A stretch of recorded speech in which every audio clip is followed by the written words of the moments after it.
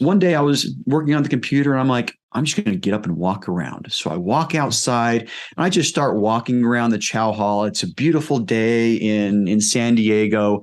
And all of a sudden I hear Briscoe, yelled as loud as possible. And I recognized it.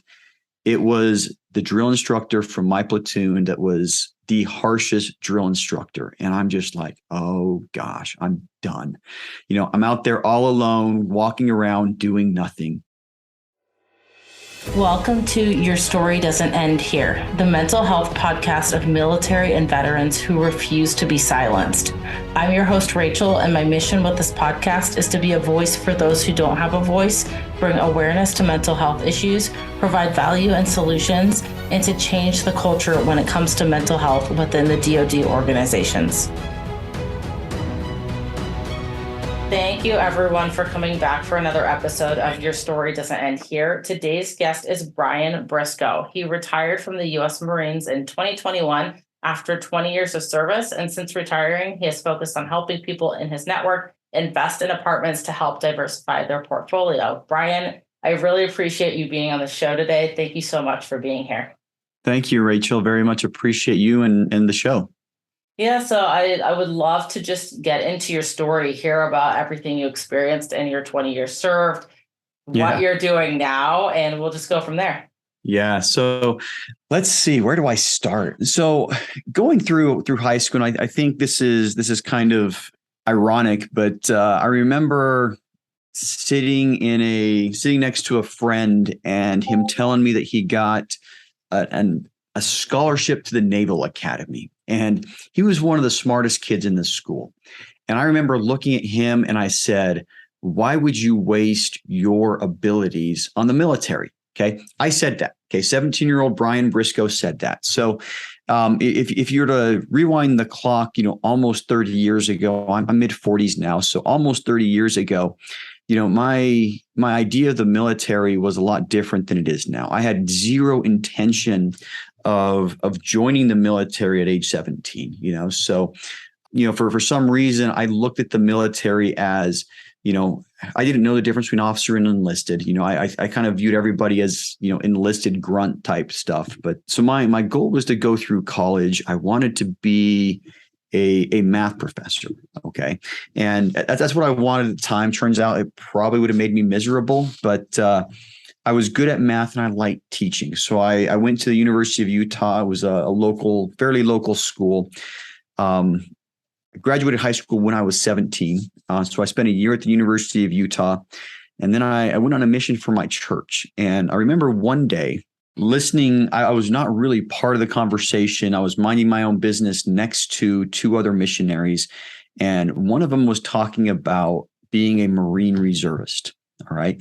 And I don't remember a lot of the details of the conversation, but for some reason that conversation stuck out in my mind. So fast forward several years, it's a couple years later, and I'm back in. I think I was in graduate school at this point. So I had my bachelor's degree. I was in my first year of my master's program, and I remember looking at all of the math professors at the University of Utah, and I remember thinking that I did not want to be like any single one of them.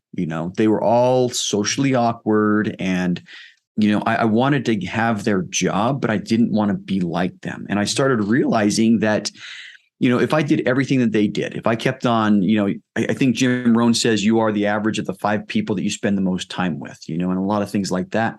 And I started realizing that if I followed the same path that these professors followed, that I would end up becoming like them, and part of that scared me. I mean, it really did, and maybe that was the first sign that I shouldn't be a math professor. But so I started looking at things that would help me to be more well-rounded, not have a 1,000-pound brain and no social skills or no other real skills. And I think that was my impression of a lot of the math professors. And, once again, this is a 22, 23-year-old looking at, very, very narrow facets of other people's lives. But so anyway, I started looking, okay, what else can I do? How can I broaden myself? How can I improve myself? And for some reason, that conversation that I sat next to was not a part of my mission, kept on replaying in my mind. And I'm thinking, he was a reservist. I'm like, military reservist, that would do everything that I'm looking for. I mean, you have to be in good shape. So, physical fitness is going to come along with that. I mean, there's going to be some leadership skills learned and a whole different type of development besides just intellectual, So I started researching reserves, and in August 2000, I signed up for the delayed entry program with the Marine Reserves. And I was going into what's called the 92-day reservist program. And the way that worked, if you're not familiar with it, it's the program that the Marine Corps developed for people who are in college. Okay. So I go to boot camp during the summer break.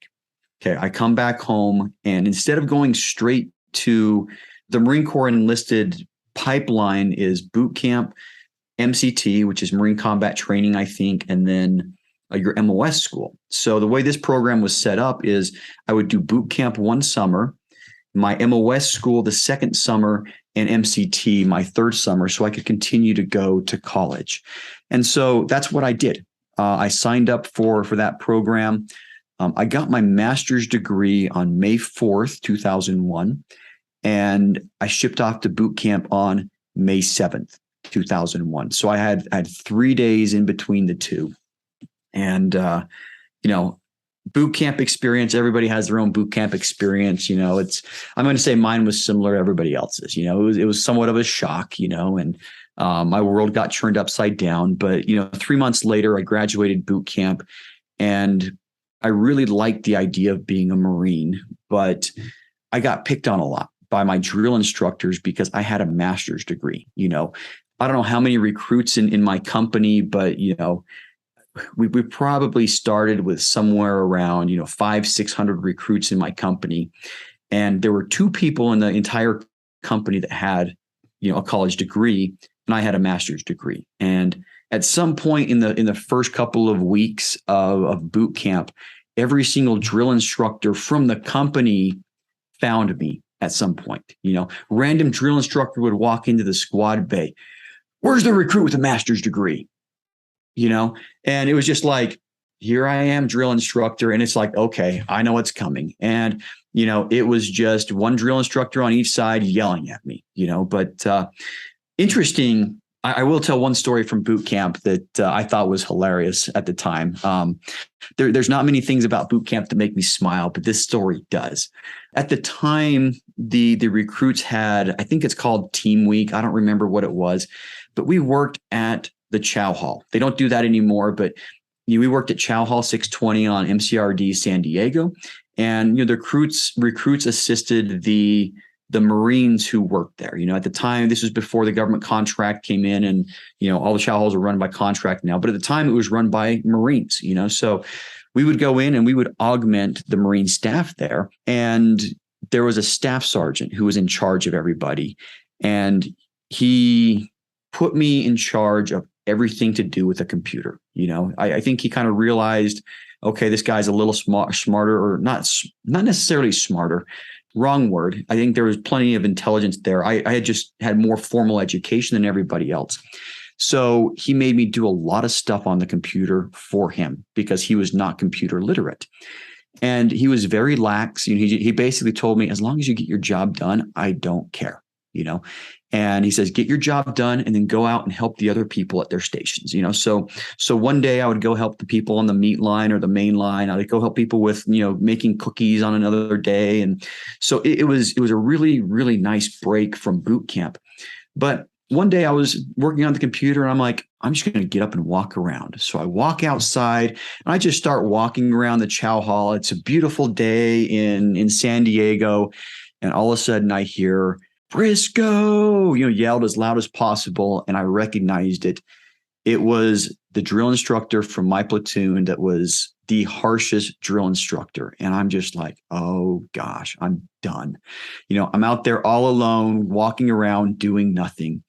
He walks up to me, Briscoe, what are you doing here? And I'm thinking, I'm going to get both barrels right here. And this recruit, whatever, I start talking. It's like, that's not what I'm talking about. What are you doing at boot camp? You have a freaking master's degree. You should be at OCS, and that's the first time anybody had ever said that to me. And on the inside, I'm smiling because I'm not in trouble. I'm thinking I was going to get busted and, I don't know what was going to happen, but I started thinking about that later and I'm like, OCS. And I started paying attention to the officers in the company and, the different roles that officers and enlisted had. And, it seemed like, I have a master's degree, I'm eligible. And I started thinking that maybe that's a good route for me. So, fast forward, I get out of boot camp, check into my reserve unit in August of 2001. So before my first drill weekend was the weekend after September 11th. All right. So basically what happened is I checked into my reserve unit in late August, early September. I don't remember exactly when it was, but I remember the first sergeant said he wasn't going to sign my check-in sheet until I went and talked with the officer selection officer. The first sergeant looked at me. He's like, wait. You have a master's degree. You just started a PhD program and you're a freaking private first class. Are you kidding me? And I'm like, yes, first sergeant, that's true, but gave me my checkout sheet back and said, I'm not signing your checkout sheet until you go talk to the officer selection officer. And I went and talked to the officer selection officer on September 7th. They sat down and they lined things out for me. They said, this is what OCS is. This is what your commitment is. And at the time, the only way that I could commission was go to OCS and then serve for 3.5 years. Okay. 3.5 year commitment, all active duty. And I told, it was Staff Sergeant Hillbrand was the guy's name. I told him, no, thanks. I walked out of the office and I basically said, okay, so if I do this, I'm going to take a 3.5 to 4 year break and then come back and finish a PhD. That's not going to work for me. I want to finish the PhD. My priority is the PhD. I'm already a Marine. This is what I want to do. Long story short, 4 days later was September 11th. Everybody knows what happened then. And I ended up calling the recruiter a couple of days later and saying, is it too late to change my mind? And of course he said, no, it's not too late. Come in, fill out the forms. So I did that, went in, filled out the forms, applied for OCS, was accepted to OCS. And, 3 months later was in Quantico and dead set to do my one tour and come back to, at the time I was at University of Minnesota. So we had moved from Salt Lake to Minnesota right after I got out of boot camp. But I still have a letter from the University of Minnesota. It's in the garage in one of our filing cabinets. But it says that I can go back to the University of Minnesota, anytime I want, as soon as my tour with the Marines is over. But anyway, long story short, I had that lined up, was dead set on going back to school. But, first duty station was Okinawa. And in order to take my family with me, I had to sign up. I had to do a 3-year commitment. After you get through the basic officer course and all the MOS school, that was going to extend me to my just over 4 years. And I almost went unaccompanied just to not extend my contract. I almost did the one or 2 years in Okinawa by myself without my family, so I wouldn't have to spend an extra 6 months on active duty. But talking with my wife, we decided to go together 3 months, and I extended my contract for probably 6 or 8 months. I don't remember the numbers. Towards the end of that tour, I really wanted to get out. There were some pros and cons. I did not deploy to Iraq at the time or Afghanistan. I was at a unit that was kind of held back for the Western Pacific. What happens if China, what happens if North Korea? I was at one of those units. And so, I'm watching everybody I know from boot camp, everybody I know from OCS and TBS and the Marine Corps, all going back and forth, to and from Iraq, 2 and 3 combat tours and the same amount of time that I spent in Okinawa. So, part of me was a little disappointed that I didn't get to do what I thought I would be doing. But still, I really wanted to get out. But there was a little bit of anxiety between, okay, I'm in Japan and I want to move back home to Utah. I'm not going to have a job lined up. It's going to be a big leap of faith. And I remember, somebody talking about becoming an MOI, a Marine Officer Instructor. And I didn't know what that was. And I'm like, everyone's like, man, I'm totally applying. I'm like, what is that? Like, you get to be the guy at the college that runs the NROTC. You basically turn college students into second lieutenants. But, I started thinking about it. And I'm like, well, my ultimate goal is to become a college professor. Maybe I'll try this. And I remember talking with my wife, and we agreed that I would apply for that. And if I got it, we would stay in. And if I didn't get it, we'd get out. And that was what we agreed to. And I applied, and a month or two later, I was accepted. And so, we stayed in an additional couple of years.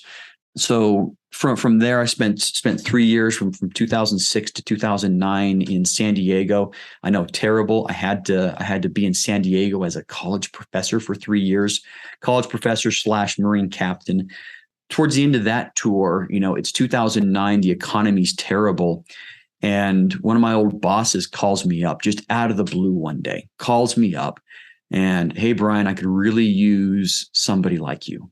I could really use you at my squadron. He had been selected for command and called me up, and he wanted me to work for him, and so once again, I was really leaning on getting out. I was looking at other opportunities. I had submitted a couple applications for other jobs. I had started looking at what it would take to get into the reserves again, and so the leaning on getting out. But when he called me, that for some reason that made a difference. I started thinking about my service up until that point. And at the time I had 7 or 8 years, somewhere between 7 and 8 years total service. And I had not deployed to Iraq or Afghanistan, and so part of me thought, if I get out right now, I may regret in the future never having gone to, fight in the wars. 8 years of active duty between 2001 and 2009 and not going to Iraq, what's up with that? So long story short, talked it over with my wife and called my old boss back up and said, I'll come out. Sure. And so he made the arrangements with the monitor, the guys that give orders. And lo and behold, a couple months later, I'm in Cherry Point, North Carolina. And you get out there immediately, deploy to Iraq, come home 12 months later, deploy to Afghanistan, come home. And, once again, I'm looking at getting out. And the Marine Corps, just this year, they had changed how they were doing the graduate education programs. It used to be you had to apply for the graduate education programs. And this was the very first year that they came out with the policy of, instead of letting people apply, we're just going to look at everybody who's eligible and we're going to select people. So I didn't apply for a graduate program, but I got selected for what's called the Foreign Area Officer program. And not only did I get selected for the Foreign Area Officer program, they wanted to make me a foreign area officer with a specialty of Latin America. So in international affairs with Latin America as my specialty. And, rewind the clock back to my mission. I spent 2 years in Chile, in South America. So I speak Spanish. I had spent time in South America. I loved the culture down there. And it was, the graduate education program was going to send me to Naval Postgraduate School. I would get an international affairs graduate degree. They were going to teach me Portuguese because I already knew Spanish, and then send me to live in Rio for a year. And that was just the right thing. It's kind of the same thing that happened, earlier in my career, where I said, if I get that one job, I'm going to stay in. Without me even saying that, the Marine Corps just put the one job that would keep me in front of me. And I was about my 11-year mark at the time, and knowing how things worked out, it was going to be 2 years in Monterey, California, 1 year in Rio. That takes me to 14. And the rule is for, 3 years of school, you have a 5-year payback, and so doing the math, I'm like, okay, this is going to commit me to 19 and a half years. So if I do this, I'm going to have to go 20. So, long story short, I took it, I took it, got a master's degree, a second master's degree in my case, went to Portuguese language school, spent a year in Rio, had a blast, and then came back to doing my normal job.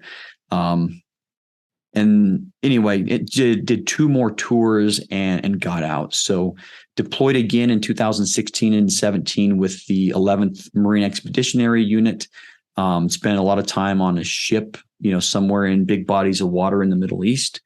Yeah, it's glorious. I see you on mute laughing, but yeah, it's absolutely glorious. Yeah, it's funny because I spent 6.5 years in the Navy and I never stepped foot on a boat. Yeah, and I probably got more sea service time than you do. I mean, probably. I've got a year of sea service time, two different MEUs, 31st MEU in 2005 and 11th MEU in 16 and 17. So yeah, I racked up a year of sea service time. Oh, and I did a humanitarian assistant in Indonesia that was all off of a ship. So yeah, so anyway, after that, I was a battalion XO at 3rd LAD Battalion, Low Altitude Air Defense. We're the ones that run around with Stinger missiles and, try to, shoot down enemy aircraft. And then my twilight tour was at the Pentagon, which I did not want. I didn't ask for. That was the payback for going to school. So I was in the International Affairs office or division. I don't remember, section, whatever. There's departments, divisions, offices, sections. I don't remember what it was, but I was in the International Affairs program there. And I was the Latin American specialist for the last 3 years. And it was about that time that I decided that, I needed to retire, and it was really a family issue. I think I was competitive for command. I got promoted to lieutenant colonel right as I showed up to the Pentagon. But, looking at what it would have taken to be an 05 level commander, I PCS to the Pentagon. If I would have gotten selected on the first board, I would have been at the Pentagon for 9 months and then PCS'd for a 2-year assignment and then likely PCS'd again, and I put things on a calendar. And if things went according to the Marine Corps plan, I would have PCS'd 4 times in 5 years, and, scratching my head, I have 5 kids, I can't do that to them is what I started thinking. And so the first year that I was eligible for the command board, I took my name out of the hat. I said, okay, let's at least try to stabilize things. I don't want to show up to the Pentagon knowing that I'm leaving in 9 months, because I had to check in on July 31st. And traditionally that command board notification comes out the first week of August, so it would be checking in and finding out a week later that I'm checking out, so I didn't want to do that, so I took my name out of the hat the first year around. And, the longer that I spent at the Pentagon and the more I looked at, what the future is like in the Marine Corps, I realized that it was going to be moving every 1 or 2 or 3 years. And, with 5 kids, that got to the point to where it was too hard on the family. So I decided to retire, and I retired the very first day that I was eligible. So I ended up serving 20 years, 9 days. And retired about this time last year, so October 31st, 2021. And that's kind of the wrap up of my service. I mean, obviously there's, you could probably do, a 5-hour podcast episode on each tour, but let's not. No, it sounds like you had some incredible leadership and some incredible experiences while you were in, which is great to hear, because, not everyone's experience is like that. But to me, it sounds like because you kind of like unintentionally set yourself up for success joining, that people really saw that in you. And so it's really heartwarming to hear stories like that from people who serve. As far as, I know we chatted before the episode, and you had said that when you filed your VA, there were some mental health things that popped up on there for you. Do you know exactly what that was related to, or is that something that you're still working on sorting through? Working on sorting through a lot of things. Yeah, the VA is its own little beast, but I think everybody understands that. But yeah, I think like a lot of people, after a 20-year career, there's you leave with issues. It's not an easy thing, but you end up. I'm happy to talk about anything specifically if you want, but lots of little issues. Yeah, no, I get that. And I think one thing that's kind of in common with a lot of vets that I talk to, and I'd be curious to know if you feel the same way when getting out, regardless of how much time served, is kind of that feeling of being almost directionless to a point, or, it's like going from something where you have structure every single day to now like that freedom piece. And I know you do real estate investing too. And I don't remember if you did that before you got out of the military. You did. Okay. Yeah. But so I'm curious to know if that's how you felt, or if you just felt like it was a very smooth transition for you. I thought it was going to be a smooth transition, so like I said, I retired in 2021. In 2018, when I really made the decision that, I'm going to retire after the Pentagon tour, I got into a coaching program, an apartment investing coaching program, and it cost a lot of money, and the idea was, I was fascinated with real estate. I tried to buy single family homes and turn them into rentals, every time I PCS'd. Sometimes it didn't make sense to do so. Some areas, were, maybe you'd have to put too much money in to be able to cash flow. So like when I moved to Monterey, at the time the median home price was like $900,000 and people were paying $2,500 for rent, and so, looking at that, it didn't make sense to invest, because you couldn't, without coming up with a very large down payment, like 50%, I wasn't going to be able to cash flow. So anyway, long story short, by the time I retired, I ended up having, buying 3 properties or 3 single family homes that were intended as rentals. And, those properties were kind of like the proof of concept. And I started looking at, how can I scale this? How can I turn this into a business or something that I can fall back on when I leave the Marine Corps? And what I realized is buying one every time I moved was not scalable, because you had to move every time. And, lenders don't like to give you a loan more than once a year for a owner occupied house. But, so I started looking at, how can I scale? How can I do real estate as a business instead of a hobby, or instead of just trying to have a little extra income? And the answer that I came to was buy apartments. I can start getting apartments, and now it's not an issue of buying one unit at a time. Now I can buy 10 or 20 or 100 or 400 units at once.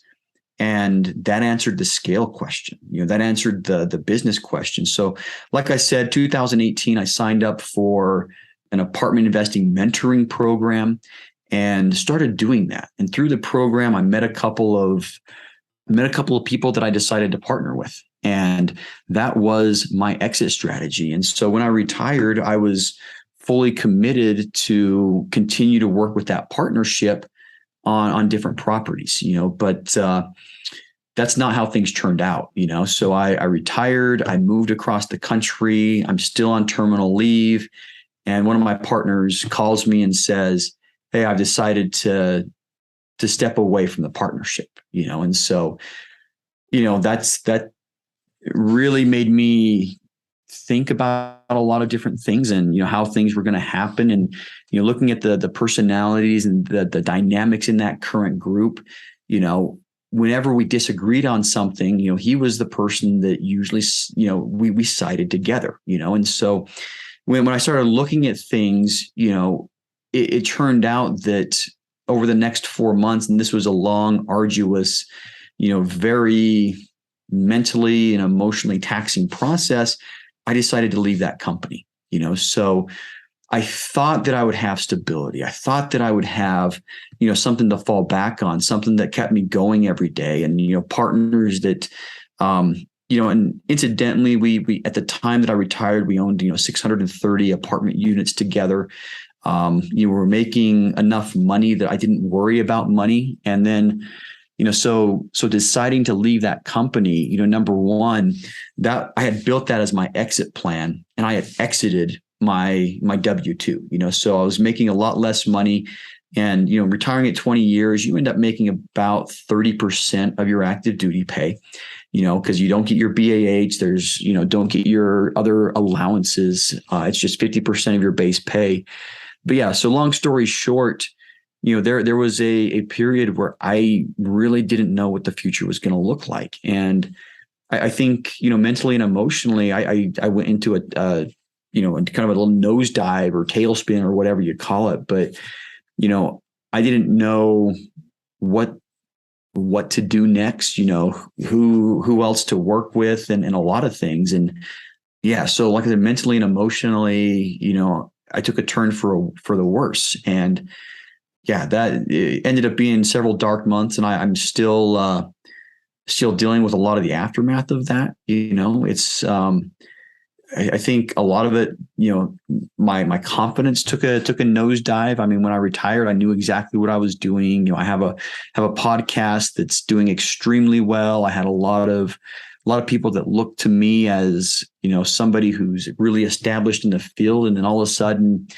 that almost gets taken away, or didn't get taken away. I think I had wrapped my identity around this partnership in this company, and so when I was no longer part of that partnership and company, I kind of had this new identity crisis. I think a lot of people have something similar when they leave the military. It's like I am a Marine, but now I'm not. And funny enough, I think 2 to 3 years out, I started realizing that, my personal identity was very much tied with my active duty career, with me being a Marine. And so I very intentionally, over the last 3 to 4 years of my career, started to try to disassociate my identity with the Marine Corps. And if you talk to any Marine, if you ask them what they do for a living, you don't know them, you ask them, they're going to say, I am a Marine. Okay. That is what they say. They don't work for the Marine Corps. I am a Marine. It's part of our identity. It's what they do to us at boot camp and OCS, so, I started mentally and emotionally trying to disassociate myself from the Marine Corps, and just say the Marine Corps is a part of my life, and it will always be a part of my life. It'll be a part of my identity, but it is not my identity. So I succeeded in leaving the Marine Corps without that identity shift. But what I didn't realize is I had also tied my identity to the new company. And when I left that company, I think I had that same problem that a lot of other active duty service members had when they left. Just it was delayed by 6 months. That's how long it took me between starting terminal leave and deciding to leave the company. But yeah, so that's kind of the biggest struggle I had with the transition, is figuring out, thinking I knew what was next, and then realizing that, my plan for what was next wasn't going to work out. Yeah, I mean, I kind of went through something similar as far as figuring out what, thinking I had a plan, and then right before I got out, things changing direction. But, I think that the military always tells people, make sure you have a plan A and a plan B. And like, I'm one of those people where I was like, I don't need a plan B. I already got my plan A figured out. But then there's also this mentality that gets instilled of, we in the military always have the next step set out. So I'm curious, I'd be curious to know, how many other people have that issue, and if it's because of the way that the military sets things up. But that's interesting that you had that experience. Yeah. How did you work past dealing with this, attaching your identity to a career thing? Because it seems like it was kind of a pattern for you. I had a really good friend who spent a lot of time with me. I went to a conference, if you're in the multifamily industry, it was at the Best Ever conference. You told me not to mention names, so I'm not going to say her name, but I think most people who know me know who she is. But we were sitting, I was at Best Ever conference, and that conference by itself, I thought it was going to be a great event. It's one of the biggest conferences of the year for multifamily investors. And I had decided a week before that I would leave Four Oaks. That was the name of our company. I decided a week before that I was leaving the company. I had not told my partners yet. Right. So I show up to the event, and of course they have my name and the company name written on my name tag. I'm like, oh, I wish that wasn't there. I did not ask them to print me a new one. I probably should have, but the people who knew me, hey, Brian, how's it going? Oh, how's your company doing? And I got that question so many times, and it was painful because, I hadn't told my partners yet. So I certainly wasn't going to tell anybody else first. And so I just put on a happy face and told everybody things were going great, and it tore me up on the inside, and that conference, what should have been a great experience, was terrible. It was just like everybody was asking me, hey, how's your partnership going? Hey, how's so-and-so? And the people who knew us all, hey, how's my partners? How are your partners doing? How is this? How's that? Whatnot. But yeah, so when I started looking at that, it just wasn't fun. And I remember sitting down with my friend. We were eating dinner after one night of the conference, and there were a lot of people, but it was just the two of us at the table. And she knows me very well, and she started asking questions, and she could tell that I was dodging. She could tell that I was, trying. And she's like, Brian, something's wrong, and you're not telling me. And I'm like, you're right, something's wrong. And so she ended up being more of a help than I ever realized. I mean, we ended up going to a corner of a lounge and, talking for just several hours. And what she helped me to realize is, my identity wasn't tied to them, that I had my own reputation, and so she's like, everybody knows you, you are the face of your company to 90% of the people here. You have the podcast, you have the social media presence, you run the meetups, you run, all the external facing things for your company are the things that you run. And, it was kind of funny, we came up with the Justin Timberlake, example, and at the time she's like, yeah, I mean, at the time I thought Justin Timberlake was one of the Backstreet Boys. He's not, he's one of the NSYNC guys, but that was like the perfect example for me that she brought up, because I'm like, wasn't he Backstreet Boys? She's like, no, actually he's NSYNC, but that's even better because nobody remembers which group he left. They knew he was in a boy band. Nobody remembers which group he left. And so, she started, and if you go back to like a lot of LinkedIn or Instagram posts, there's some dialogue between us, around February, March earlier this year, where she'll throw JT in the comments, and it was just a constant reminder. And there were a lot of texts, back and forth, and emails, but she just stepped up, and she really, kind of held my hand through the process and helped me to realize that, I could walk away from that and end up in a much better position. But, it took me a while to realize that. And at the time, I think, I was diagnosed by a psychiatrist, psychologist. I don't even know who I saw. I was diagnosed with, depressive disorder shortly after by one of the military psychiatrists.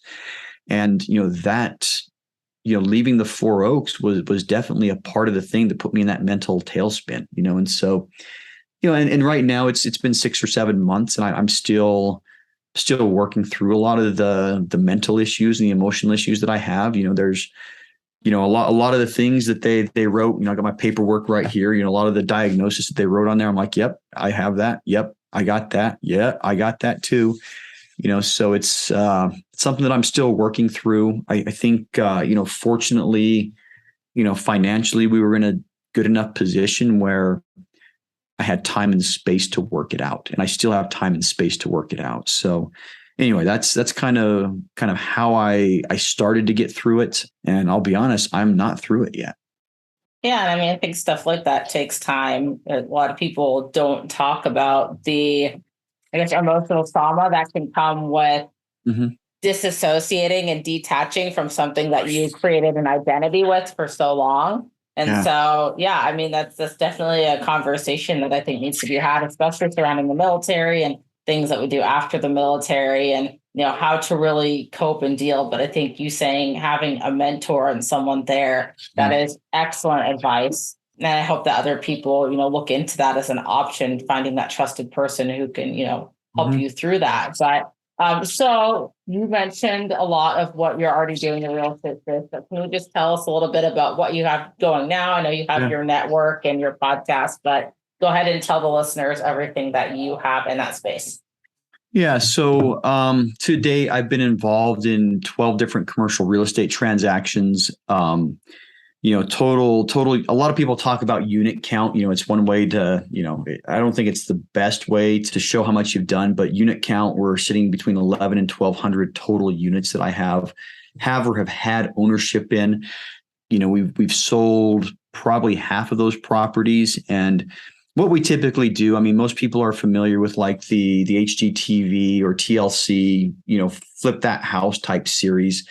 We do something similar with apartments. We call it a value add plan, but we're essentially flipping the apartment. It takes a lot longer than you see on the programs, but we buy an apartment building that's old and occupied, and we fix it up, turn it around, and sell it. Right. So essentially, what the plan is as people move out, we renovate their units. While people are still paying rent, we're doing a lot of renovations to the exteriors, to the interiors.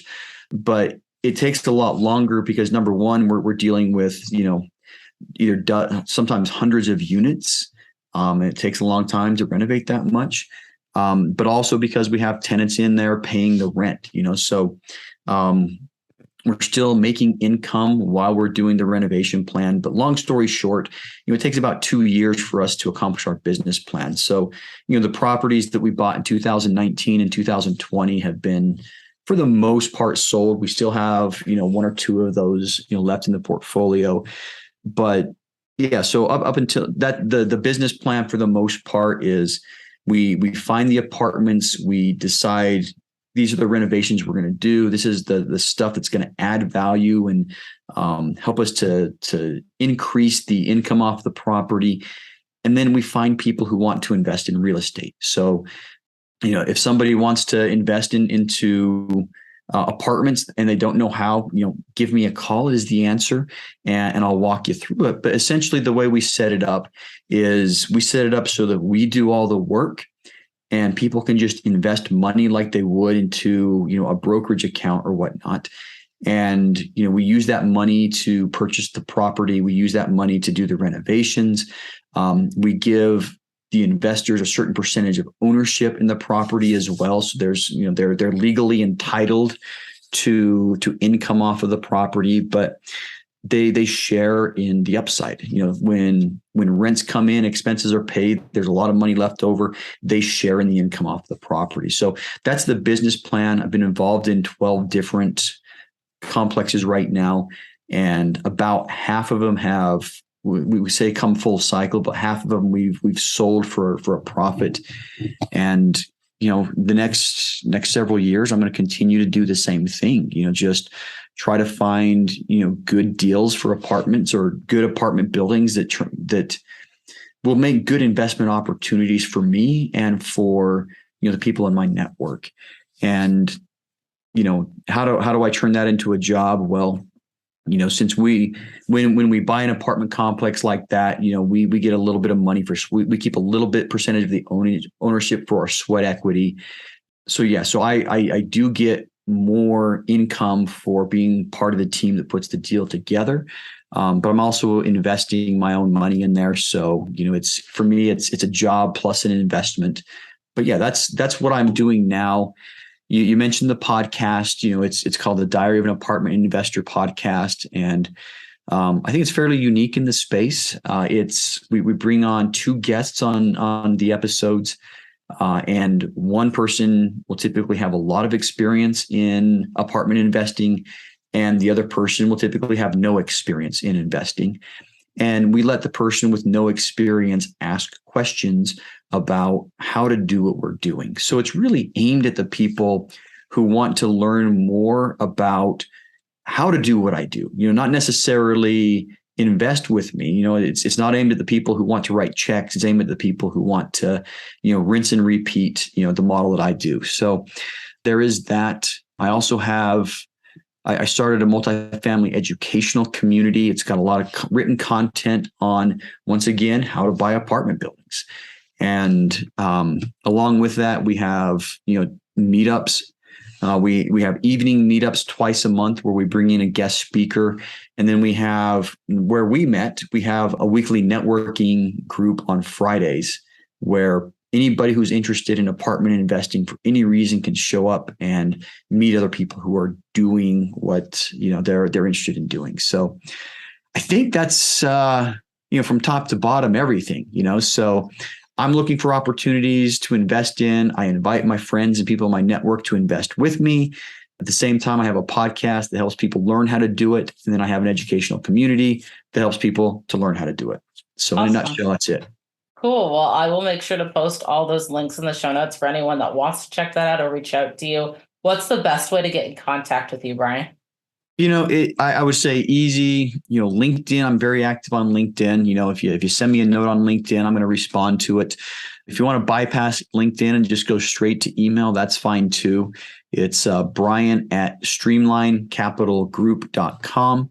And, let me know what you're interested in, so if you're interested in doing what I do, we'll talk about it that direction. If you're interested in investing passively, so in exchange for ownership in a apartment complex, you put some money in, we do all the work, we give you your returns. If you're interested in passively investing, reach out as well, and we can work that, we can talk about what that looks like too.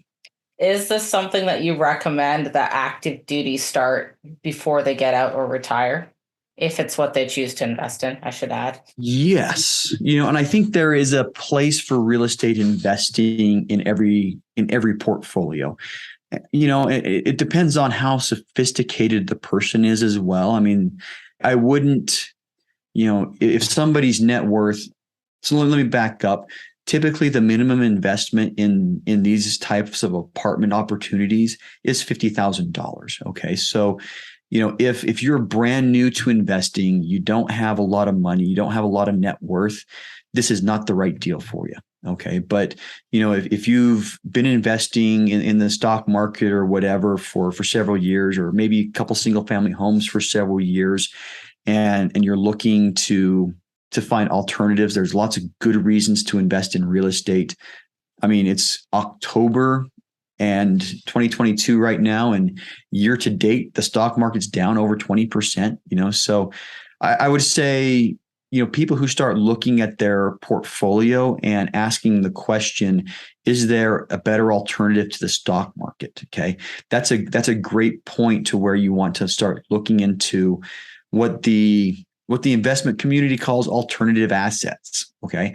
Honestly, I think real estate is the original investment asset and the stock market is an alternative. Okay. But, they've kind of won the marketing game. And, if you want to start looking into alternative assets, if you're not completely happy with having all your money in the stock market, you want to escape the volatility and have some, very stable investments, real estate is a really good alternative. And investing in apartments, if you want the benefit of real estate and you don't want to have to deal with, the tenants and the toilets, and there's some people have these 3T acronyms. I forget what the third T is. I think it's termites. Tenants, termites. Yeah. Tenants, termites, and toilets. If you don't want to deal with that, but you still want the advantages of investing in real estate, reach out to me and we can talk about how, investing in real estate can specifically help you. But I do think it's a great way to build wealth. It's a great way for people to get what a lot of people refer to as mailbox money. You invest passively, the real estate is going to appreciate. You're going to take advantage of leverage in several different ways. You're going to leverage my time. I'm going to do a lot of the work for you and, pay you dividends for the profits that come off. We're leveraging bank loans. A bank's going to pay 70 to 80% of the purchase price for us and charge. I mean, even rates right now are in high fives, low sixes. I mean, historically, that's still really, really good, but, the bank's still going to give us 70 to 80% of the purchase price. You're going to be able to leverage, the banks putting all that money in. But there's lots of ways that you can create leverage in real estate investments that you can't really do in the stock market. I guess technically you can buy stuff on margin, but I agree with you. I mean, I think that there's a lot of people that have created wealth during recessions and times where, the stock market wasn't the greatest. And I think it's a really good option for active duty who are looking for something different or maybe looking to grow wealth in some way. I've met so many veterans in active duty in this space of multifamily real estate investing. And I think it's phenomenal that there are so many of us doing this. So, and I think a lot of people, catch the bug kind of the way I did. You buy a single family house and you're like, I'm going to turn this into a rental and I'm going to move. I'm going to do it again, and my imagination 15 years ago when I started doing it, it was 15 years ago last week that I bought my first property. Right. So my imagination was I'm going to do this every year. And by the time I retire, I'm going to have 15 cash flowing properties. And I thought that was going to set me up for life. I think a lot of people, like I said, for me, that was proof of concept. I ended up buying 3 instead of 15, but it gave me the proof of concept. I could see that the values of the homes were increasing over time. The rents were increasing over time. And, my bottom line was increasing over time. And, so when I realized that, there was one point where I looked at my TSP and I was putting 5 to 10%. I think I started out putting 5% of my income in TSP. And every time I got a raise, I'd ratchet it up. I think at one point I was up to 12% of my income going to the thrift savings plan. But there was one day that I looked at how much money have I put into the thrift savings plan versus, how much money's in there now. And I compared it to my real estate investments, and it was crazy how much more I had made in real estate with less money. I over 20 years, I put a low 6-figure sum into my TSP, and I ended up with a low 6-figure sum in my TSP when I retired. My overall, I think, average rate of return was high single digits.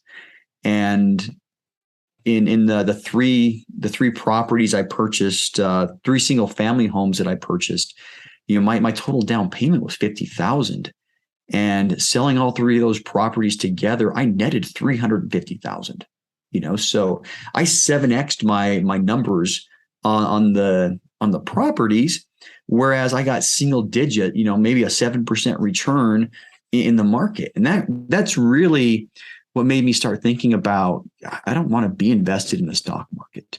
Yeah. This real estate thing it has the potential to give much higher returns. And like I said, that's why I went all in on real estate. And incidentally, it's taken a while. Apparently my check got lost, but I'm trying to get my money out of the TSP so I can take that and invest in more real estate myself. So yeah. I know a number of people that are doing that with their retirement as people get more educated about real estate. I think a lot of it is just lack of education and people not knowing that this is possible. So I appreciate that you came on here to share a little bit about your story, but also about what you're doing now, because I think that's going to bring so much value to the listeners. And so if you want to reach out to Brian, I will post his information in the show notes. If you don't want to reach out directly to Brian, you can contact me and I will get you in touch with him.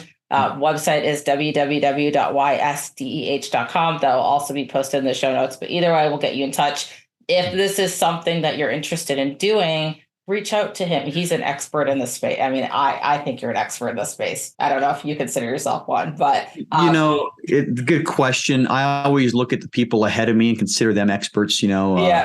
I'm bringing a guy on my podcast tomorrow that has over $1 billion in assets. And so. I think wherever you're at, there's always somebody better. Exactly. So, yeah. I'm excited to talk to him because he's somebody I consider an expert in the field. Yeah, no, that'll be a good one. I'm excited to listen in. So thank you again, Brian, for taking the time to be here today and share value with the audience, and appreciate you. All right. Thank you. Appreciate it, Rachel. Thank you for taking the time to listen in today. With your support, we are able to increase awareness of the mental health issues affecting service members and veterans today, with the goal of creating positive change. If you got value from this episode, please take 30 seconds to subscribe and share this episode within your own network. Until next time, remember, your story matters, your mental health matters, and your story doesn't end here.